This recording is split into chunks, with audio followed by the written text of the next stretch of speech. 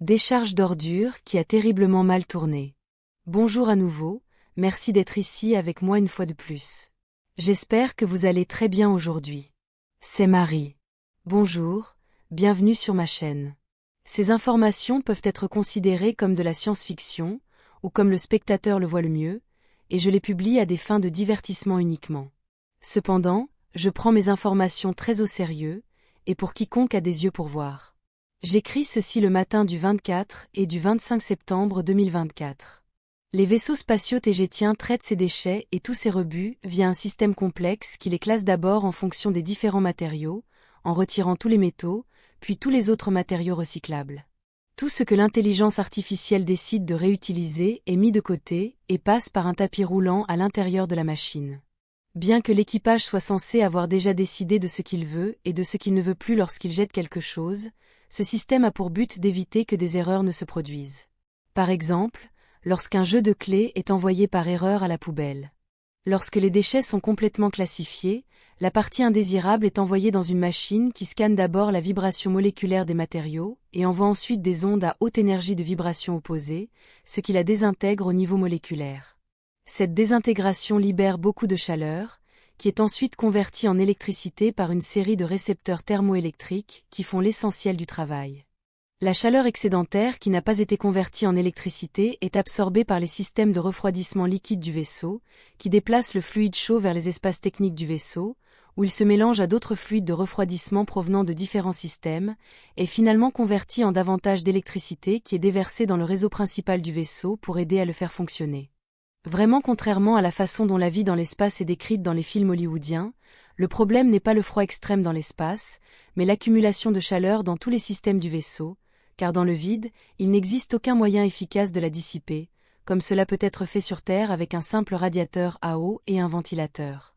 Par conséquent, il faut la convertir en un autre type d'énergie, l'électricité.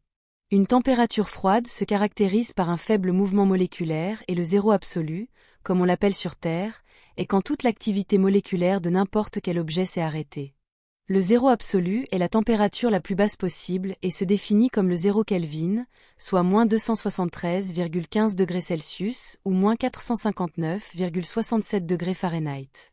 C'est de là que vient l'idée que l'espace est un endroit froid, mais en réalité, empiriquement, l'espace n'a aucune température, donc un thermomètre placé à l'extérieur d'un vaisseau spatial n'enregistrera que sa propre température initiale, car il ne peut pas la perdre, il ne peut pas la rayonner, puisque dans l'espace, c'est effectivement comme s'il se trouvait à l'intérieur d'un thermos géant. Comme je l'ai dit plus haut, l'accumulation de chaleur est le véritable problème auquel tous les vaisseaux spatiaux sont confrontés dans l'espace. L'anecdote spatiale du jour. Il y a plusieurs années, avant l'arrivée au pouvoir de la reine Alénime, les Tégétiens étaient très présents en orbite terrestre basse, car ils coopéraient étroitement avec la Fédération galactique, tout comme les Alpha Centauriens aujourd'hui. À l'époque, il n'y avait ni roi ni reine à Tégéta, mais il y avait un leader fort avec des idées controversées, qui était très synchronisé avec les intérêts de la Fédération, et donc avec la cabale qui contrôle la Terre, mais c'est une autre histoire. Il y avait jusqu'à 20 grands vaisseaux spatiaux tégétiens autour de la Terre, à cette époque-là, tous remplissant des rôles et des missions qui sont aujourd'hui confiés aux Alphratans ou Centauriens. L'un de ces vaisseaux spatiaux, et celui qui était le vaisseau amiral de la flotte tégétienne, était Toleka, le même vaisseau que la plupart d'entre vous connaissent. Cet incident s'est produit pendant le tristement célèbre projet « Premier Contact », donc d'innombrables Tégétiens discutaient avec des gens sur Terre et entretenaient avec eux des liens d'amitié et de familiarité à divers degrés. Le leader de la flotte tégétienne de l'époque, dont je préfère taire le nom, mais la plupart d'entre vous qui m'écoutez en ce moment savent déjà de qui je parle, discutait également avec son groupe d'amis sur Terre. Alors qu'elle discutait avec ses amis en ligne, en tapant au clavier, bien sûr, elle a été interrompue par ses officiers de communication à bord du vaisseau, qui l'ont informé que l'un des vaisseaux les plus anciens chargés d'escorter Toleka demandait des instructions parce qu'il rencontrait des difficultés avec ses systèmes de traitement des déchets. Les systèmes avaient cessé de fonctionner environ un mois auparavant, et l'équipage de ce vieux vaisseau qui escortait Toleka de près avait dû stocker ses déchets jusqu'à ce que son système puisse être réparé par son équipe de maintenance. Le problème est qu'à ce moment-là, les déchets s'étaient tellement accumulés qu'ils ne savaient pas quoi en faire, car leur système de traitement des déchets n'était pas encore réparé et était complètement inopérant. Ils ont donc dû informer le chef local de Tégéta, à l'époque, pour lui demander des instructions sur la manière de résoudre leurs problèmes de déchets. La dirigeante locale de Tegeta a fait part du problème à ses amis sur Terre, ceux avec qui elle parlait à ce moment-là, et l'un d'entre eux a dit « Pourquoi ne pas tout simplement les jeter par la fenêtre ?» Au fil de leur conversation, ils ont trouvé cette solution ridicule et très drôle et ont plaisanté à ce sujet, discutant de ce qui se passerait s'ils le faisaient réellement, et ils ont dit que ce serait une solution médiévale, et ainsi de suite. Lorsque les officiers de communication de la passerelle du vaisseau Toleka se connectèrent à nouveau sur l'intercommunicateur, disant au leader des Tégétiens que le vaisseau avec le problème des déchets attendait toujours des instructions. Alors, la dirigeante tégétienne a répondu en plaisantant « Dites-leur de simplement les jeter par la fenêtre, c'est aussi simple que cela. » Et elle a continué à rire avec ses amis en ligne. L'officier de communication, qui n'avait pas pris part à la plaisanterie, a pris les instructions de la dirigeante au pied de la lettre. C'était une solution étrange, mais peut-être logique, et elle a donc transmis le message au capitaine du vaisseau dont le système de gestion des déchets était défaillant. Le capitaine de ce vaisseau a reçu l'ordre de jeter ses déchets par la fenêtre. Il a pensé que c'était une solution étrange, mais il a consulté l'un de ses principaux ingénieurs à bord, et tous deux sont arrivés à la conclusion que les déchets brûleraient simplement dans l'atmosphère terrestre, en tombant. Ils ont donc pensé qu'il n'y aurait aucun problème, ni aucune conséquence à déverser les déchets dans l'espace, même s'ils en avaient accumulé près de 4 tonnes, d'autant plus qu'il en avait assez de les avoir à bord, prenant beaucoup de place à l'intérieur, et probablement empestant tout l'espace, et tout le reste par la même occasion. Ils les ont donc placés sur des plateformes mobiles, à l'aide d'un monte-charge, puis ils l'ont déplacé dans l'un de leurs sas et l'ont finalement expédié dans l'espace. Bien sûr, ils ont dû s'y prendre à plusieurs reprises, puisque 4 tonnes de déchets ne rentrent pas en une seule fois dans le sas. Ils ont ensuite informé la chef des Tégétiens sur le vaisseau spatial Toleka que le déversement avait eu lieu et que ses ordres avaient été exécutés. La chef des Tégétiens a été très surprise et a crié « Non, ce n'était qu'une blague. » Mais il était trop tard. C'était une terrible erreur, car l'équipage avait pour instruction de prendre au pied de la lettre la parole de ses chefs, et il n'avait aucune raison de croire qu'il s'agissait d'une plaisanterie. Le problème est que, même si les déchets devaient tomber sur la Terre et brûler en entrant dans l'atmosphère, sans jamais atteindre la surface, ils ne sont pas tombés immédiatement. Les déchets projetés hors du sas se déplaçaient également à une vitesse orbitale, proche de 7,5 km par seconde. Ils ne sont donc pas tombés immédiatement et, même s'ils ont fini par tomber sur Terre sans conséquence, il a fallu plusieurs jours, voire plusieurs semaines ou même plusieurs mois. Lorsque les déchets ont été expulsés hors du sas, ils se sont dispersés dans toute l'altitude orbitale, formant un nuage de débris, qui se déplaçait également à grande vitesse, bien que ralentissant progressivement avec le temps. Au cours de cette même orbite, les vaisseaux spatiaux n'ont eu aucun problème, mais 90 minutes plus tard, les vaisseaux spatiaux en orbite ont rattrapé le nuage de déchets par l'arrière et se sont écrasés contre lui. Bien que le nuage d'ordures se déplaçait également presque à la même vitesse que les vaisseaux en orbite, il commençait à ralentir. Les vaisseaux spatiaux sont toujours entourés de leur bouclier énergétique, les déchets n'ont donc pas heurté directement leur coque ou leur habitacle, mais l'équipage sur la passerelle a pu voir tous les déchets arriver et heurter les boucliers frontaux. Cela a été décrit comme d'innombrables éclairs de lumière, alors que les particules et les déchets de taille moyenne à petite étaient vaporisés et incinérés par les boucliers du vaisseau. Cependant, les objets plus gros brillaient du bleu électrique au jaune orange et rouge alors qu'ils étaient détournés de la trajectoire du vaisseau, tournoyant dans toutes les directions. Pire encore, le nuage de débris avait tendance à suivre les boucliers énergétiques ou à s'y coller. C'est une réaction physique où tous les objets plus petits dans un environnement où ils sont libres de leur mouvement, ont tendance à s'agglutiner, en particulier contre le plus gros objet disponible. Le nuage d'ordures a donc suivi les vaisseaux spatiaux autour de leur orbite pendant plusieurs jours, de sorte que la vue de l'équipage par la fenêtre était pleine d'ordures et qu'au lieu d'apprécier une belle vue de l'espace et de la Terre en dessous, ce qu'ils pouvaient voir étaient les restes de récipients cassés, d'emballages usagés, de sous-vêtements déchirés et d'épluchures de bananes. Bien qu'au fil des jours, la plupart des déchets aient commencé à perdre leur vitesse orbitale et soient finalement tombés sur Terre en étant incinérés lors de leur entrée atmosphérique, une quantité substantielle d'entre eux est restée collée au bouclier énergétique, suivant les vaisseaux spatiaux comme un essaim de mouches suivant un cochon malodorant. Comme il semblait que ces déchets semblables à un nuage de mouches ne diminuaient pas après plusieurs jours, les équipages des 2 vaisseaux spatiaux, le croiseur Toleka et son destroyer d'escorte, ont décidé de se déplacer vers une orbite plus élevée pour se débarrasser du champ de débris d'ordures qui les suivait. Alors qu'ils se déplaçaient vers une orbite plus élevée de 100 km, en utilisant ce que l'on appelle un moteur à combustion, en utilisant ces turbines à jet de plasma. La plupart des ordures du champ de débris les suivaient toujours, ils ont donc dû effectuer plusieurs autres combustions de moteurs pour laisser derrière eux autant de mouches que possible qui suivaient les TGTiens Piggy Wiggy ou Petit Cochon.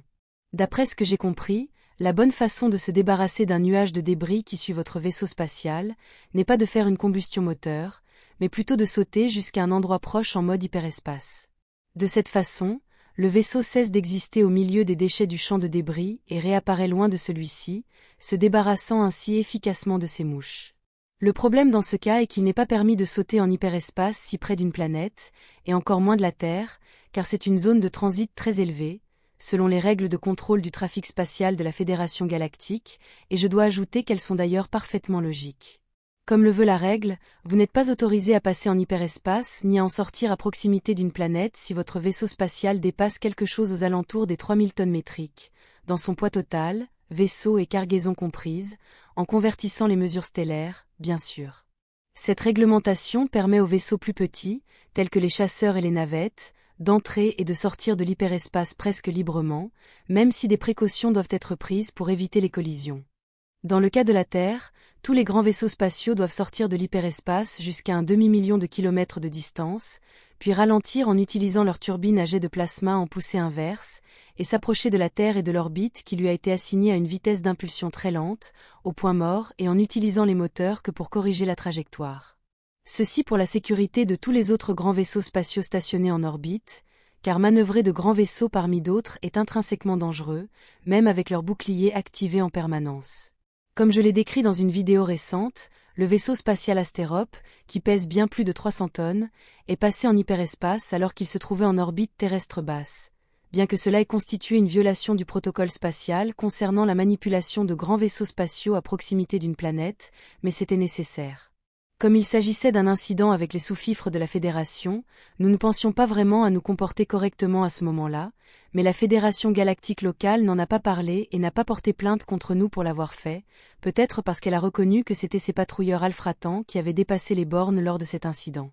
Lors de l'incident du dépôt d'ordures, nous avons pu constater que beaucoup de choses ont mal tourné ou n'ont pas fonctionné, car la chaîne de communication entre les TGTiens n'a pas bien fonctionné.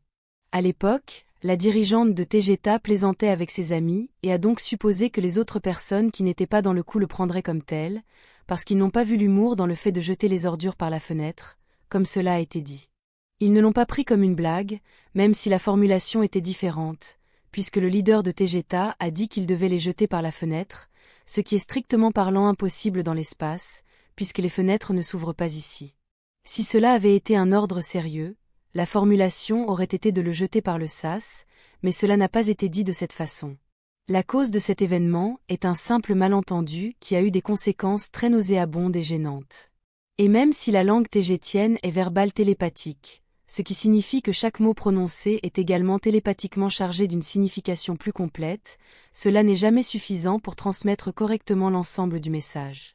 La télépathie est très utile, mais elle doit aussi être transmise correctement et clairement, comme l'est également la parole, sinon le message télépathique ne vaut que par la qualité de sa formulation, faute d'un meilleur mot, bien que j'en inventerai un autre pour la télépathie, comme dans le message n'a pas été correctement réfléchi. La télépathie est très utile pour transmettre de grandes quantités d'informations à une autre personne en peu de temps, mais elle n'est pas parfaite, et l'idée répandue sur Terre qu'il ne peut jamais y avoir de malentendu entre des personnes totalement télépathes est tout simplement fausse. L'utilisation de la télépathie ne fait qu'ajouter une couche supplémentaire au message, et ajoute donc aussi plus de complexité, et plus de complexité signifie plus de risque de malentendu. L'utilisation de la télépathie et de la parole pour communiquer peut entraîner encore plus de confusion si les sujets ne sont pas attentifs l'un à l'autre, mais si elle est faite correctement, elle peut être très précise. Les messages télépathiques peuvent être déformés, modifiés et même falsifiés. Tout dépend donc de la personne qui les utilise et de son éthique personnelle. Mais c'est un sujet pour une autre vidéo. Pour en revenir aux déchets qui sont finalement tombés sur la Terre, le plus triste est que, depuis la surface, d'innombrables personnes parmi la population humaine les ont vus entrer dans l'atmosphère, mais les ont interprétés comme une simple pluie de météorites. Je ne sais pas si c'est drôle ou non, mais par simple logique, de nombreuses personnes ont même fait un vœu en voyant l'une de ces étoiles filantes dans le ciel nocturne, et ont pensé à une scène très romantique, alors qu'en réalité elle faisait un vœu à de vieux sous-vêtements jetés par quelqu'un, qui brûlaient en entrant dans l'atmosphère de la Terre. J'ai au moins un rapport provenant de la surface qui indique qu'à cette époque et au bon endroit sur la surface, les gens ont signalé la chute d'un gros objet du ciel, vraisemblablement une météorite, qui a même créé un grand boom sonore lorsqu'il s'est finalement désintégré près de la surface.